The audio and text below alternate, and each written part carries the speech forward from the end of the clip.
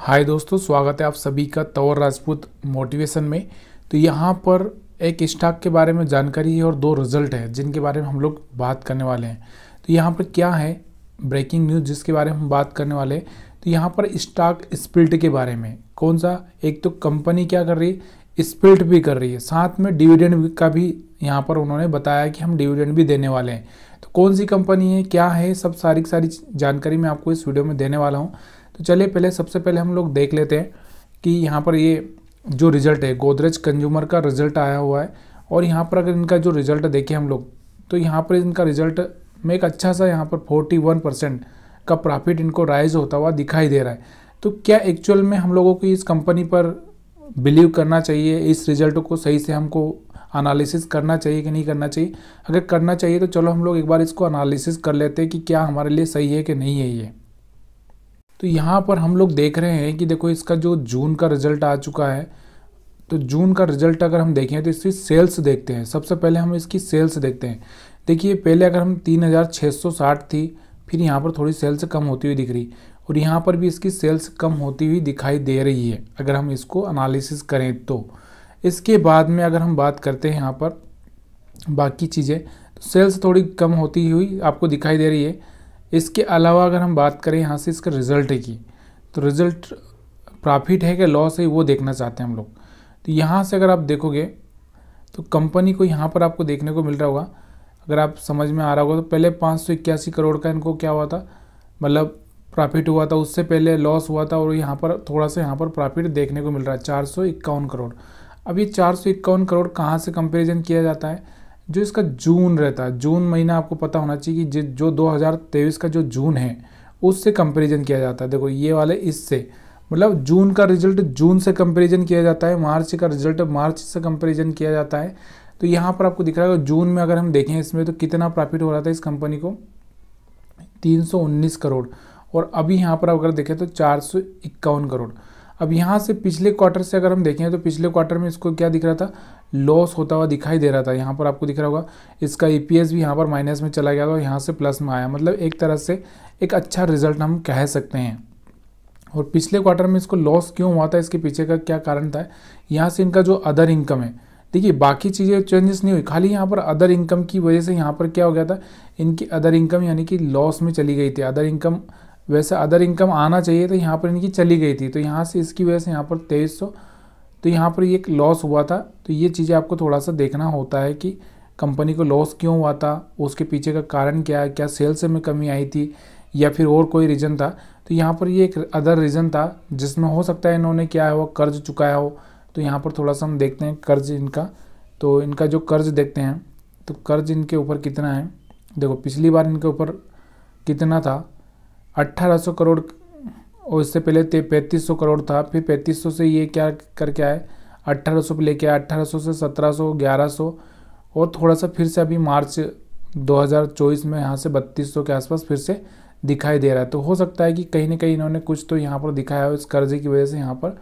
तो ये चीज़ें आपको थोड़ा सा यहाँ पर, रिजल्ट तो बहुत बढ़िया है, रिजल्ट में कोई प्रॉब्लम नहीं है, लेकिन एक चीज़ यहाँ पर आपको बस इतने ही देखना है कि यहाँ पर पिछले क्वार्टर से अच्छा रिजल्ट है, उसके साथ इसके जो सेम जो जून वाला 2023 उससे भी यहाँ पर अच्छा दिखाई दे रहा है।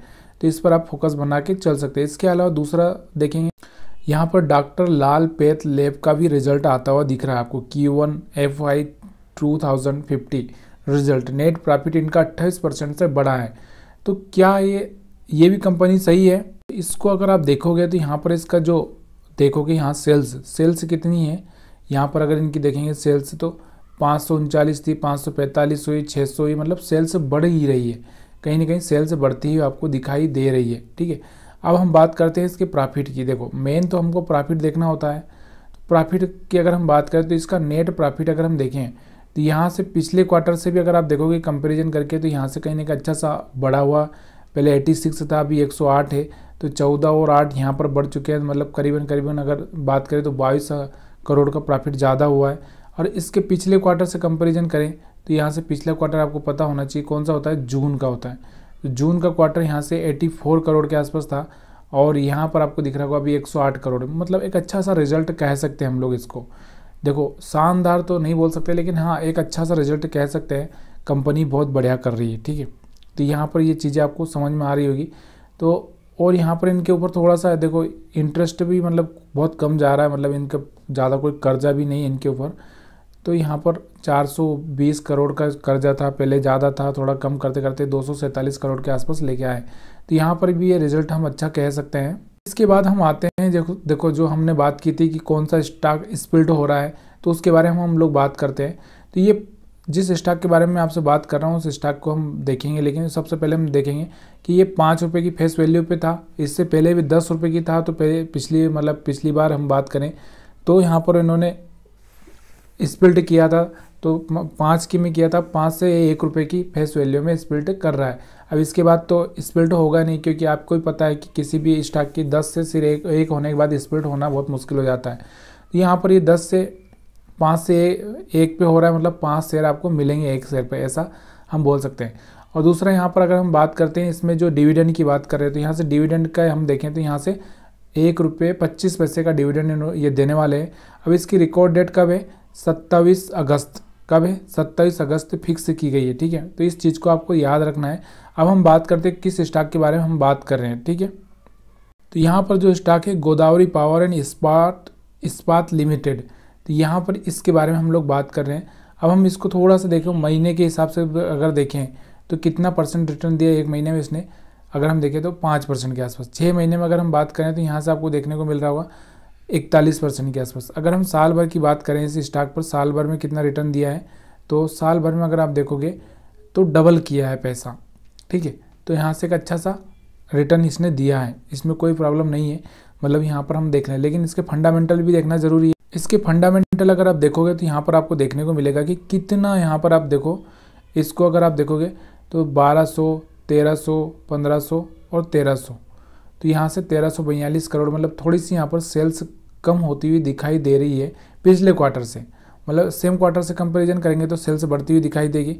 उसके बाद में अगर हम बात करते हैं इसमें प्रॉफिट की, अगर हम बात करते हैं तो प्रॉफिट आपको दिख रहा होगा यहाँ से पिछले क्वार्टर से अगर आप देखोगे तो पिछले क्वार्टर से यहाँ से एक अच्छा सा प्रॉफिट बढ़ता हुआ कंपनी का दिख रहा है।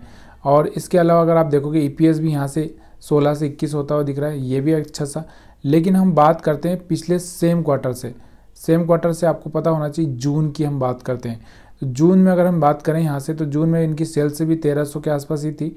और उसके बाद में अगर हम बात करें तो जून में इनको 231 करोड़ का प्रॉफिट हुआ था। यहाँ पर अगर आप देखोगे पिछले साल, तो पिछले साल की तुलना में अगर हम बात करें यहाँ से तो कितना प्रॉफिट बढ़ता हुआ आपको दिखाई दे रहा है। तो यहाँ से एक अच्छा सा अमाउंट 287, और यहाँ से अगर हम बात करें 231, तो यहाँ पर आपको दिख रहा होगा कहीं ना कहीं 50, मतलब एक तरह से 56 करोड़ के आसपास यहाँ पर ज़्यादा जा रहा है।